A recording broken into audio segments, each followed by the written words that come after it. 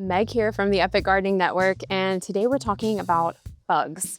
Not every bug in your garden is bad, but some of the bad guys look awfully similar to the good guys that you want to keep around. And yes, there are some bugs that you want to keep around, you want to attract, and you want to see pretty often in your garden, but it can be hard to tell which bug is which. So today we're going to be doing a deep dive into some of the most confusing bug doppelgangers so that you can protect your garden without squashing your allies. First up, both spotted, both beetles. One saves your garden while one eats it alive. A lot of people think of seeing a cute spotted beetle as automatically being a ladybug, but that misconception can cost you your beans and your squash. So let's see if you can guess which one of these is a garden friend and which one is a garden foe. If you guessed this one is your friend, you were right. This is a ladybug, also called a ladybird or lady beetle, depending on where you live. But here's how you can identify them. They usually have a bright red or orange shell with black spots and usually a black head. Their larvae are alligator-like. They're spiky, they have black and orange bodies, sometimes yellow. And ladybug eggs are yellow little dots, usually laid in clusters on the backside of leaves. Ladybugs are considered the good guys because they eat soft-bodied insects, which are usually pests that are plaguing our gardens, like aphids. Just a single ladybug can eat over 50 aphids a day, and their larvae can actually eat even more than that. Their larvae are like little aphid killing machines. And you'll usually find ladybugs either on aphid-infested plants or sipping nectar from plants that attract ladybugs like dill, yarrow, fennel, cilantro, any kind of plant that has that umbrella-shaped flower. Ladybugs really love that. You can also attract them by letting some of your aphids be on your plants. If you use pesticides in your garden and you just don't have any aphids, then there's no reason for ladybugs to come. The bad guy is called the bean or squash beetle. They're actually two separate species. One species prefers bean plants, one species prefers squash plants, but they look and act the exact same. Here's how to identify them. These beetles typically have an orange or yellow shell with 16-ish black spots, and they're often mistaken for a yellow ladybug, and you can see why. Their larvae are bright yellow, they are fuzzy and spiky, and still kind of look like aliens. But the tricky part is that the eggs look the exact same as ladybugs, so it's really hard to tell. These beetles eat the leaves of bean or squash plants depending on the species, and what they do is they skeletonize them. They leave behind this lace-like tissue, and that reduces yields and weakens plants. There are a few ways that you can deter or deal with these beetles. Usually at the end of the season in my garden, they do end up winning because they are very hard to control once they set up camp.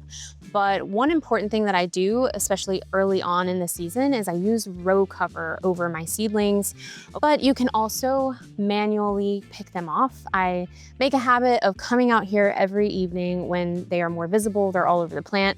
I get a cup of soapy water and I just pick them off and drop them in.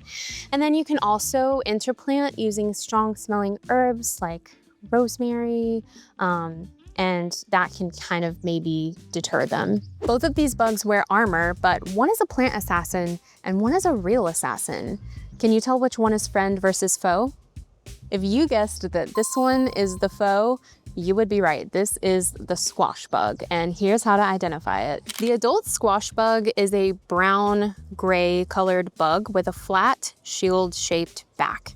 Its nymphs are these little light gray colored bugs with black legs. They're usually in clusters. And the eggs that the squash bug lays are brown, small balls laid together in a clump, usually on the undersides of leaves. The squash bug sucks sap from the leaves of cucurbits, so your squash, your pumpkins, your cucumbers, and the damage that it causes is wilting, yellowing, leaf death, something called the squash vine decline, and they can very quickly take over a plant and cause the plant to die. Squash bugs are usually found on the underside of leaves, or they really like to hang out at the base of your squash or cucumber plants as well, and there are several ways that you can go about deterring them or controlling them. First, you can use row cover over on those young, tender seedlings. Make sure that they don't have any contact until your plants are nice and established.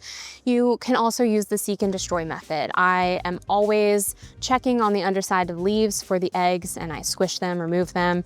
And then I also use my cup with my soapy water method, and I just manually pick them off. One thing that I found really helpful in my garden is to plant resistant varieties of squash, which is anything in the Cucurbita machata family. Some of my favorite varieties are the Seminole pumpkin, the butternut squash, and the trombetta squash. Our friend for this round is called the assassin bug, and here's how to identify it. There are hundreds, if not thousands, of different assassin bug species, but most of the time they often have a slimmer body compared to the squash bug, and sometimes it can be tinged with black or red or orange. They have longer, more spidery legs and a kind of curved beak or proboscis. Their nymphs resemble ants or tiny spiders, just depending on the species, and sometimes they can also have a tinge of red or orange to them. And assassin bug eggs are a bit more cylindrical in shape than squash bug eggs. They do look very different. The assassin bug's diet consists of caterpillars like the cabbage moth that we all know and hate, beetles like the bean beetles, aphids, and other pests. The assassin bug is considered a good guy because it helps control these pest populations naturally. And how it does that is it stalks and then ambushes its prey, and then it stabs it with its proboscis.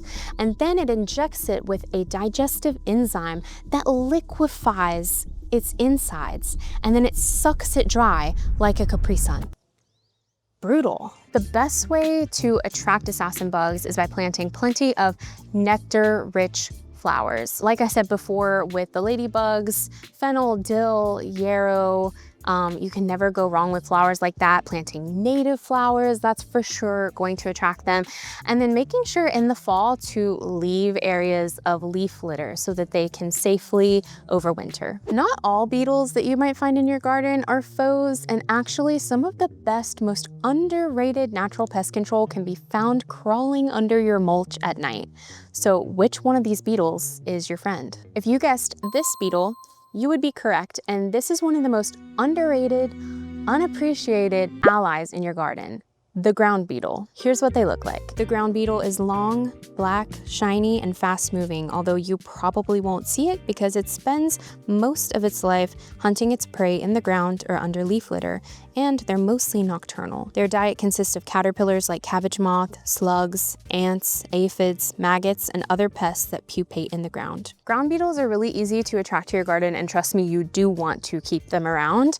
You want to mulch your garden. That gives them somewhere to hang out. Also, some undisturbed logs or some rocks for hiding, maybe leaving some piles of leaf litter around your garden. You can also create undisturbed perennial borders.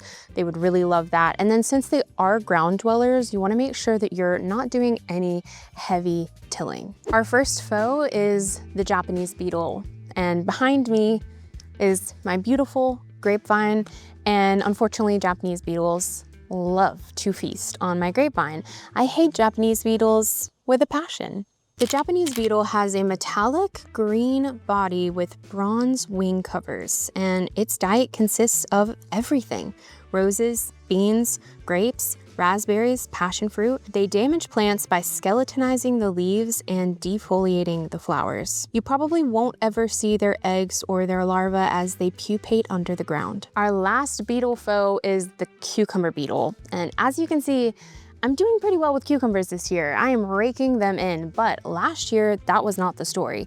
I did not harvest a single cucumber last year due to the damage from cucumber beetle. Cucumber beetles are a yellow-green color with either black spots or black stripes along their back. They love to eat anything in the Cucurbitaceae family, but they prefer cucumbers and melons. These beetles also pupate under the ground, so you probably won't see their eggs or larvae, but their larvae can feast on your plant roots, while the adults are up feasting on the leaves, the stems, and sometimes even the fruit. And a bonus threat, they love to transmit bacterial wilt, which can be detrimental to cucumber plants. So how can we deter these pesky beetles? Well, the first thing you can do is attract those ground beetles, because ground beetles are a natural predator of both Japanese beetle and the cucumber beetle because they pupate in the soil. Their larvae is in the soil, so they hunt them. You can also trap them manually. There are cucumber traps. They're bright yellow, which the cucumber beetles are attracted to,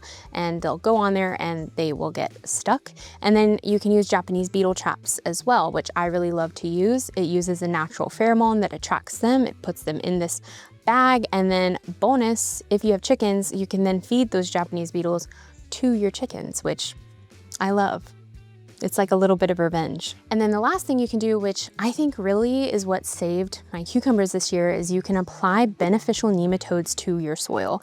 Beneficial nematodes are these microscopic worm-like organisms that are very species specific in what they target. And what I mean by that is they just target very specific species. So even though ground beetles also pupate in the soil, they do not target those, but they will target Japanese beetle, cucumber beetle, among many other beetles.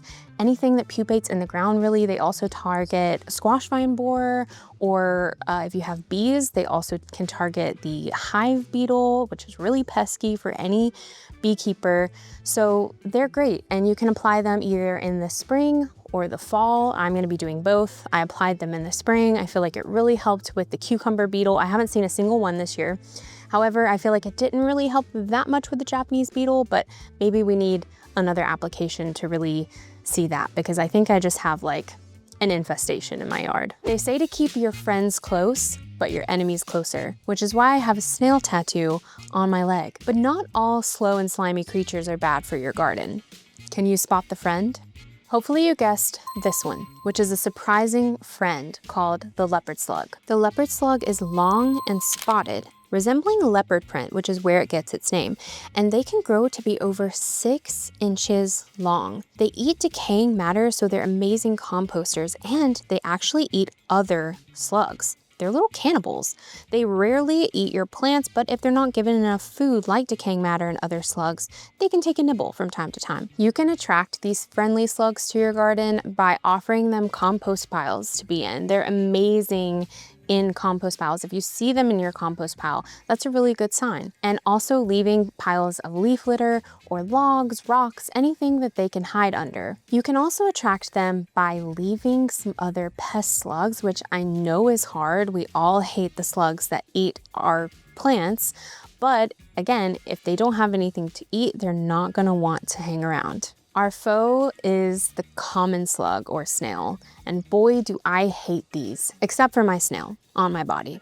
I love my little snail. I named her Saoirse. The common slug is a pale gray-brown color. It can be small or they can get pretty large, and their telltale sign is the slimy trail that they leave behind. They tend to eat tender seedlings, lettuce, strawberries, hostas, pretty much anything in the garden. It seems like nothing is off limits to a slug. You'll usually find them hiding out in moist soil, mulch, under logs, rocks, anywhere that you'd find the leopard slug, and if they have the audacity, you'll actually see them sometimes on your plants in broad daylight. There are a few ways that you can deter these slugs from your garden. First of all, keep those leopard slugs around. That's just natural pest control, and who doesn't want that? It's less work for you at the end of the day.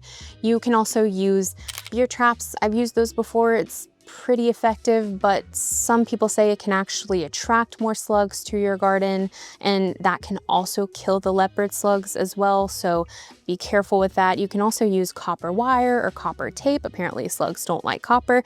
You can wrap it around your plants or around your bed. Many people have success with that.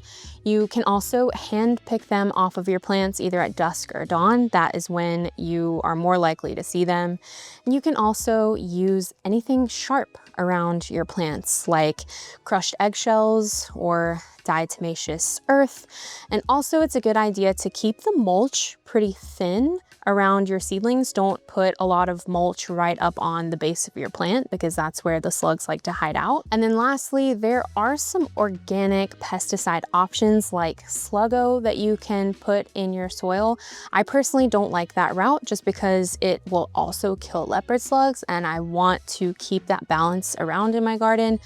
But at the end of the day, that's a personal choice and a great option if you need to. So, which bug surprised you the most? Let me know in the comments, and if you know of another bug doppelganger, I want to hear about it. If you liked this video, check out this one right here where we go into some more common garden pests and what to do with them. Good luck in the garden and keep on growing.